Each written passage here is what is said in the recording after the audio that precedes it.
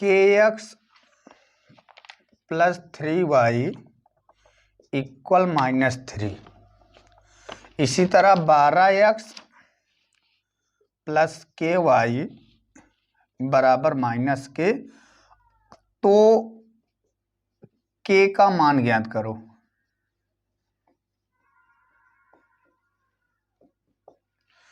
प्रश्न हमारा कह रहा है कि के एक्स प्लस 3y बराबर -3 और 12x प्लस के वाई बराबर -k। तो हमें इस दोनों समीकरण से k का मान ज्ञात करना है। तो हम देखते हैं कि सूत्र होता है a1/a2 बराबर b1/b2 बराबर c1/c2। ये संगत और असंगत का सूत्र होता है। तो हमें जो x का गुणांक होता है वो a1 होता है, जो y का गुणांक होता है वो b1 होता है और जो सिंगल होता है वो c1 होता है। पहले समीकरण के ये रूल। दूसरे में जो x का गुणांक होता है वो a2 होता है, जो y का गुणांक होता है वो b2 होता है और जो सिंगल होता है वो c2 होता है। तो हम यहां लिखेंगे k बटा 12 बराबर 3/k बराबर -3/-k। अब हम क्या करेंगे, इसको काट देंगे तो यहाँ हो जाएगा k/12 बराबर -3/k। इसकी तुलना कर लिए, जब इसकी तुलना कर लिए तो हम तिर्यक गुणा करेंगे। जब तिर्यक गुणा करेंगे तो ये हो जाएगा k² बराबर 36। अब 36 किसका वर्ग है? 6 का। तो वर्ग से वर्ग कैंसिल हो गया, k बराबर हमारा आ गया 6। ये हमारा हो जाएगा आंसर। k का मान हमारा आ गया, ये हमारा आंसर आ गया।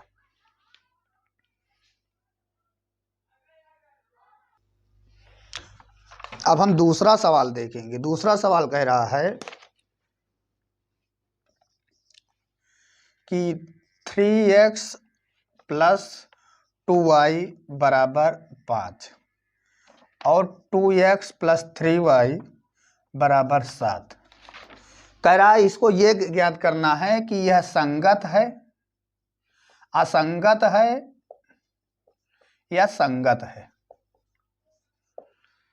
हमें ये ज्ञात करना है। ज्ञात कीजिए।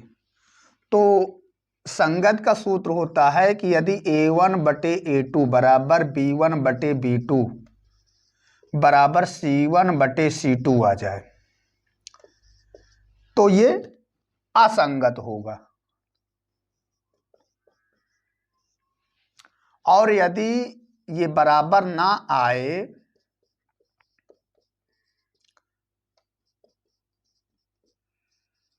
तो ये संगत हो जाएगा। ये हमारे सूत्र हैं।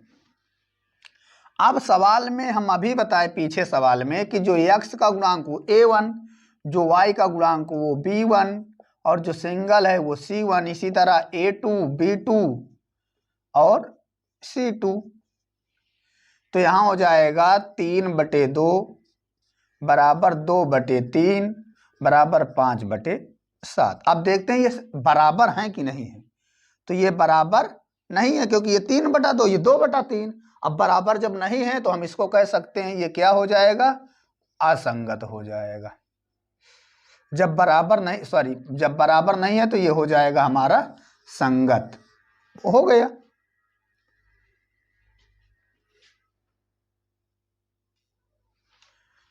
तीसरा सवाल हमारा है, कह रहा है, देखिए तीसरा सवाल थोड़ा बड़ा है। कह रहा है एक आयताकार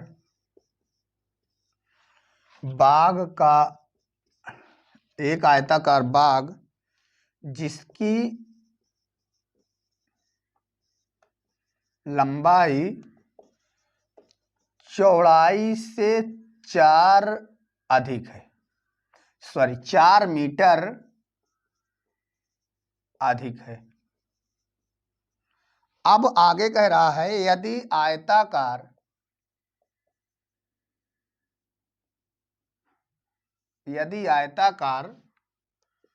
बाग का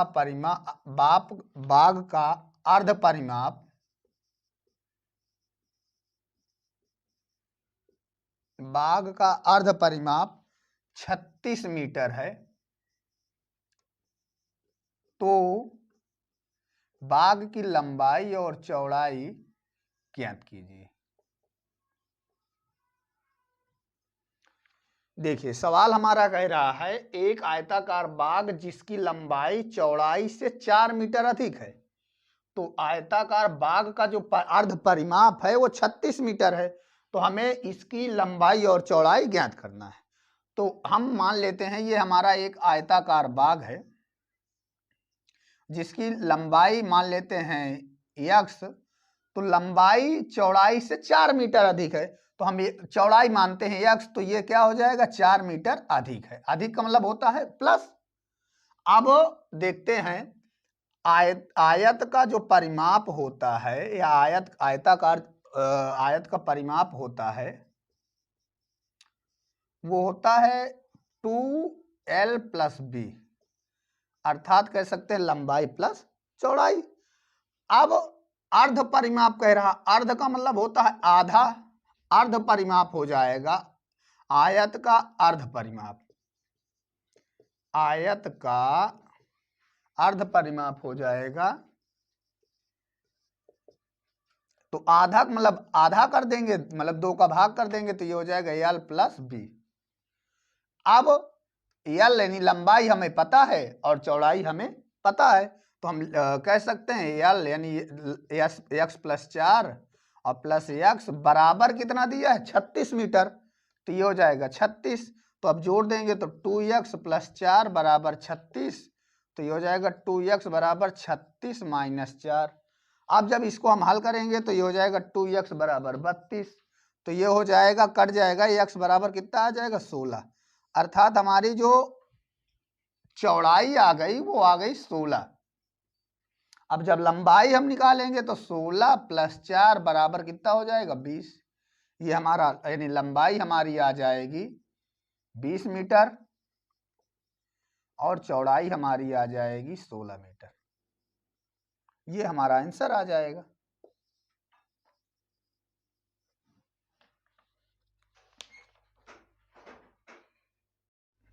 अगला सवाल हम देखेंगे चौथा सवाल कह रहा है कि x माइनस वाई बराबर 2 समीकरण 1 और x प्लस वाई बराबर 2 समीकरण 2, इक्वेशन फर्स्ट और इक्वेशन सेकंड। अब हम इससे x और y का मान निकालेंगे। इससे हमें x और y का मान निकालना है। तो हम देखते हैं कि जो चैप्टर 3 में है वो पहला है विलोपन विधि, फिर है दूसरा प्रतिस्थापन विधि, तीसरा है ब्रज गुणनखंड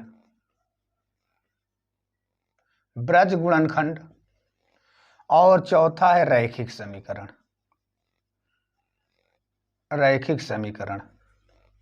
तो हम इसको विलोपन से हल करें क्योंकि सबसे सरल जो विधि है वो है विलोपन विधि। आप लोग यदि ये बेसिक इसका ना देखे हों तो हमारे लिंक पर जाइए डिस्क्रिप्शन पर, वहाँ पर इसकी लिंक दी गई है, आप लोग देख सकते हैं। तो हम इससे निकालेंगे समीकरण 1 और समीकरण 2 को हल करके x और y का मान। तो यहाँ x माइनस वाई बराबर 2 दिया है और x प्लस वाई बराबर 2 दिया है। समीकरण 1 है, समीकरण 2 है।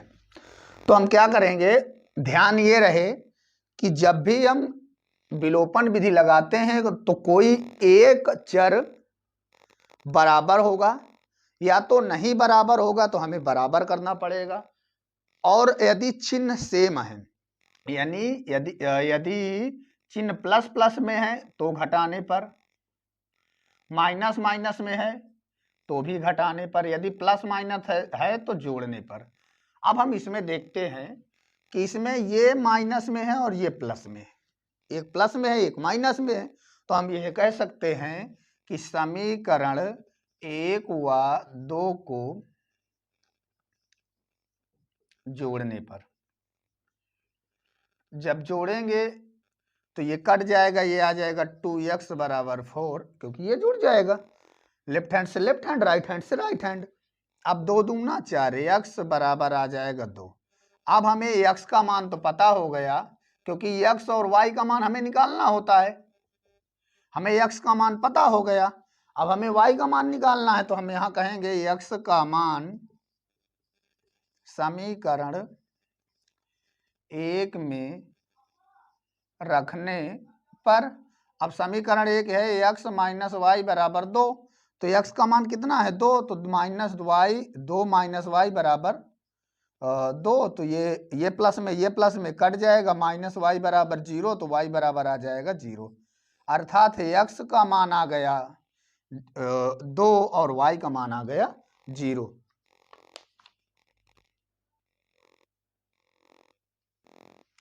अगला सवाल है x प्लस वाई बराबर 8xy, और ये समीकरण 1 है, और ये 1/x प्लस 2/y बराबर 10, ये समीकरण हमारा है 2, यानी x प्लस वाई बराबर 8xy और 1/x प्लस 2/y बराबर 10, ये समीकरण 2 दिया है। अब इससे भी हमें x का और y का मान निकालना है, तो हम देखते हैं ये दूसरे रूप में है, ये दूसरे रूप में है, तो हम इसको x प्लस वाई बराबर 8xy लिखा रहने देंगे, इसका तिर्यक गुणा कर देंगे, तो ये हो जाएगा y प्लस 2x बराबर बटे xy और बराबर 10, तो ये हो जाएगा, इसको हम लिख सकते हैं 2x प्लस वाई बराबर 10xy। ये हमारा जो वही समीकरण का रूप है, ये थोड़ा सा टफ था तो हमने इसको ऐसे बना लिया। अब हम इसको इसके नीचे लिखेंगे 2x प्लस वाई बराबर 10xy, ये समीकरण 1 है, ये समीकरण 2 है, यही है।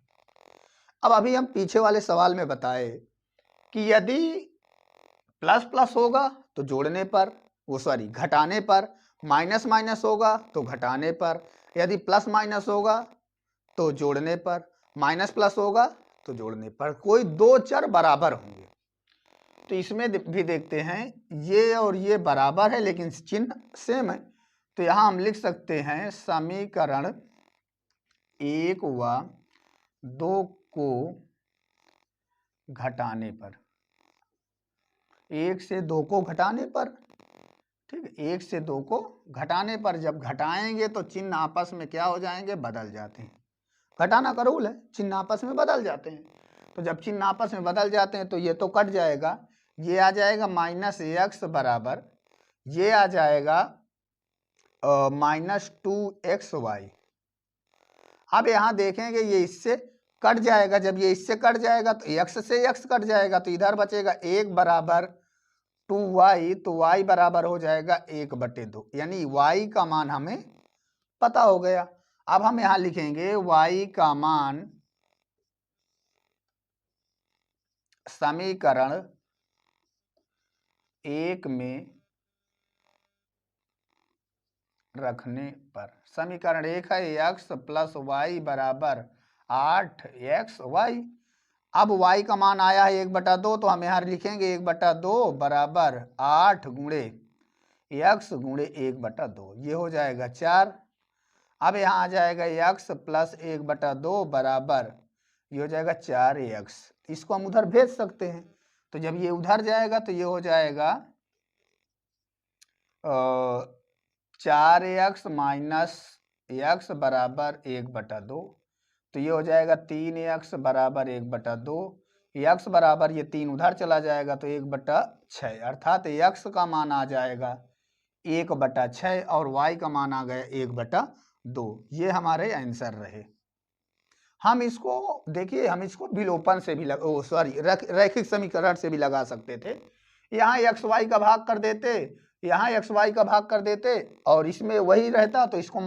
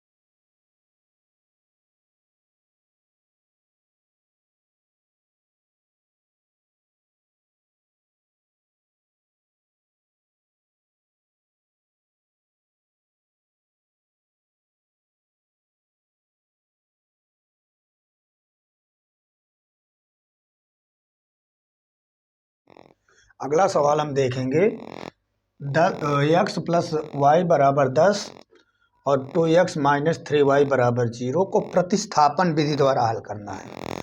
हमें ये सवाल को प्रतिस्थापन विधि द्वारा हल करना है। तो प्रतिस्थापन का मतलब होता है किसी एक चर को किसी दूसरे चर में प्रतिस्थापित कर देना। जैसे यहाँ x है तो x बराबर हम लिख सकते हैं 10 माइनस वाई, अर्थात x बराबर 10 माइनस वाई, क्योंकि ये y प्लस में है, उधर गया माइनस में।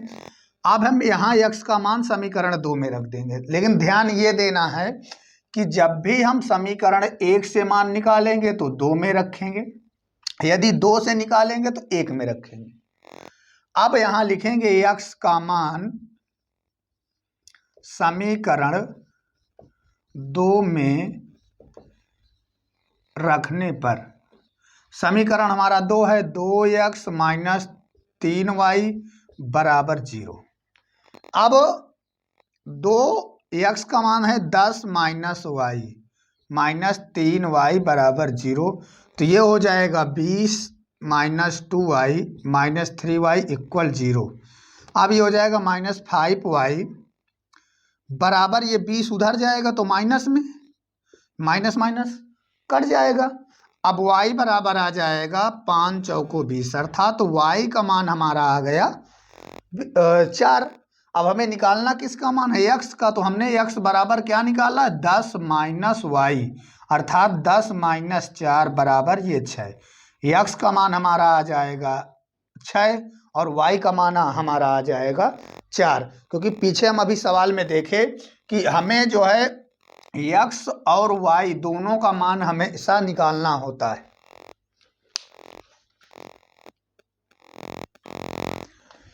देखिए ये सवाल भी हमें प्रतिस्थापन विधि द्वारा हल करना है, इसको भी हमें प्रतिस्थापन विधि द्वारा हल करना है। तो हम प्रतिस्थापन में अभी बताए कि हमें चाहे x का मान और चाहे y का मान एक समीकरण से निकाल के दूसरे समीकरण में रख देना है। तो हम यहाँ से निकालेंगे तो ये हो जाएगा 3x, या हम ऐसा करें y बराबर लिख सकते हैं माइनस 3x माइनस 7, क्योंकि हम 3x को भी उधर पक्षांतर कर दिए और 7 को उधर पक्षांतर कर दिए। अब यहाँ लिखेंगे y का मान समीकरण 2 में रखने पर। अब x माइनस 7y माइनस 5 बराबर 0, समीकरण 2 हमारा ये है।